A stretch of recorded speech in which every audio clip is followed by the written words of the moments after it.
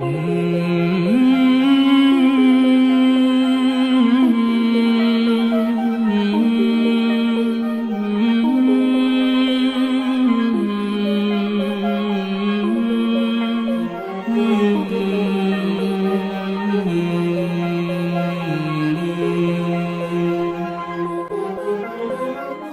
पहले उन सभी हज यात्रियों को मुबारकबाद जिन्हें अल्लाह ने इस साल हज का अरकान पूरा करने के लिए चुना। हज यात्रियों को हज यात्रा आरंभ करने से पहले हज की तैयारियां कर लेनी चाहिए। अपने स्वास्थ्य का ध्यान रखें, पैदल चलने की आदत डालें क्योंकि मसायर क्षेत्र में पैदल चलना पड़ता है। मास्क और सैनिटाइजर का प्रयोग करें। अपने सामान पर पूरा पता तथा कवर नंबर अवश्य लिखें। किसी तरह की लॉटरी या इनाम के मैसेज पर विश्वास न करें। अपने पैसे की हिफाजत करें तथा अपने पर्स पर अपना पूरा पता लिखें। अपने सामान को सुरक्षा चेकिंग मशीन से गुजरने के बाद लेना न भूलें। जिन हज यात्रियों को भारत से मदीना पहुंचना है वो एहराम न बांधें। मदीना मुनव्वरा में 8 दिन बिताने के बाद उन्हें मक्का मुकर्रमा रवाना किया जाएगा। चूँकि मदीना मुनव्वरा में मौलिम सिस्टम नहीं है, इसलिए हज यात्रियों को एयरपोर्ट की औपचारिकताएं पूरी करने के बाद उनके निवास में भेज दिया जाता है और उनका पासपोर्ट भारतीय हज कार्यालय को दे दिया जाता है। ध्यान रखें, मदीना मुनव्वरा में निवास में खाना पकाना मना है, अतः उससे बचें। जिन हज यात्रियों को भारत से जिद्दा पहुंचना है वो एहराम की पाबंदी करें। विमान में रास्तों में नमाज पढ़ने के बजाय अपनी सीट पर नमाज पढ़ें। विमान से उतरने के बाद इमिग्रेशन की प्रक्रिया पूरी होने के बाद अपना सामान पहचानकर ट्रॉली के माध्यम से मकतबुल बोकला के हवाले कर दें, जो आपका सामान आपकी बस में रखेंगे। एयरपोर्ट की सभी औपचारिकताएं पूरी होने के बाद आपका पासपोर्ट ले लिया जाएगा और हज के दौरान आपका पासपोर्ट आपके मौलिम के पास सुरक्षित रहेगा और वापसी के समय आपका पासपोर्ट आपको दिया जाएगा।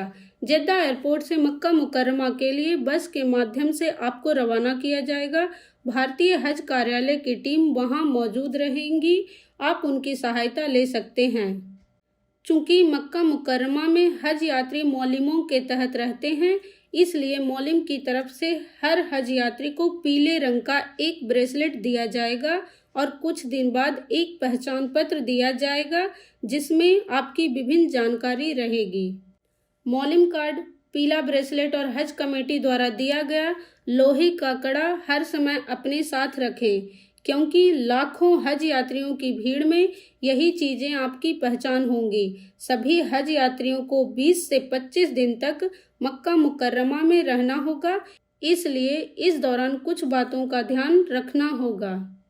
अपने निवास में पहुंचते ही अपने सामान की पहचान कर लें। अगर कोई सामान ना पहुंचा हो तो इसकी सूचना ब्रांच ऑफिस या मिसप्लेस्ड बैगेज डेस्क को दें। मक्का मुकर्रमा में हाजियों के नाम, उनका कवर नंबर और अन्य जानकारी उनके कमरों के दरवाजों पर चिपका दिए जाते हैं ताकि कमरे की पहचान में आसानी हो। सफाई का ध्यान रखें, अपने निर्धारित कमरे में रहें। शौचालय तथा रसोई कॉमन होते हैं, इसलिए सभी को प्रयोग करने दें। अपने कमरे में मेहमानों का आना जाना कम से कम रखें ताकि दूसरे हज यात्रियों को परेशानी न हो। हरम शरीफ जाने से पहले अपना सामान किसी सुरक्षित जगह रख दें। अधिक धनराशि लेकर हरम शरीफ या किसी अन्य भीड़ वाली जगह न जाएं। अकेले टैक्सी से सफ़र न करें। महिलाओं को टैक्सी में बाद में सवार करें तथा पहले उतारें। उम्रा के लिए जाते समय अपनी इमारत और मोहल्ले का नाम याद रखें। जमीन पर पड़ी किसी भी चीज़ को ना उठाएं, भले ही आपका इरादा सही ही क्यों ना हो, वरना चोरी के आरोप में गिरफ्तार कर लिए जाएंगे और आपका खुद को निर्दोष साबित करना मुश्किल हो जाएगा। सऊदी नियमों के अनुसार हर हज यात्री फिंगरप्रिंट के माध्यम से केवल एक सिम कार्ड खरीद सकता है, इसलिए यदि संभव हो तो हर ग्रुप में से कम एक हाजी अपने भारतीय सिम कार्ड को रोमिंग करा लें। कुर्बानी की रकम किसी अजनबी को ना दें। जिन हज यात्रियों ने कुर्बानी के लिए हज कमेटी ऑफ इंडिया को जिम्मेदार बनाया है वो 10 जिलहिज्जा को जोहर तक कंकरी मार लें, क्योंकि आमतौर पर दोपहर 2 बजे तक सबकी कुर्बानी कर दी जाती है। उसके बाद एहराम उतार दें। अजीजिया में ठहरने वाले हज यात्रियों को हरम शरीफ आने जाने के लिए 24 घंटे बस सेवा उपलब्ध कराई जाती है, जो सुरंग के रास्ते हरम शरीफ पहुंचती है। सऊदी अरब नियमों के अनुसार हाजियों को बस बदलनी पड़ सकती है, क्योंकि सुरंग से आने जाने वाली बसें सऊदी सरकार की तरफ से तय होती हैं।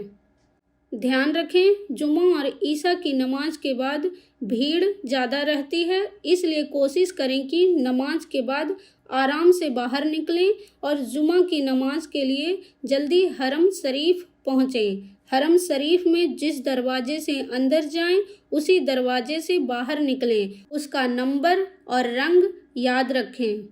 अगर आपके साथ महिलाएं हैं तो उम्रा शुरू करने से पहले कोई उचित जगह तय कर लें, ताकि बिछड़ने पर एक दूसरे से उसी जगह पर मिल सकें। अपना मोबाइल फ़ोन अपने साथ रखें। चश्मा इस्तेमाल करने वाले हाजी एहतियात के तौर पर अतिरिक्त चश्मा भी रखें। धूप से बचने के लिए धूप के चश्मे का प्रयोग करें। सऊदी कानून के अनुसार हरम शरीफ के अंदर या बाहर किसी देश या पार्टी के झंडे के साथ फोटो लेना अपराध है, अतः इससे बचें। सऊदी सरकार की तरफ से जारी किए गए कोविड तथा अन्य स्वास्थ्य संबंधी दिशा निर्देशों का पालन करें। सफाई का ध्यान रखें।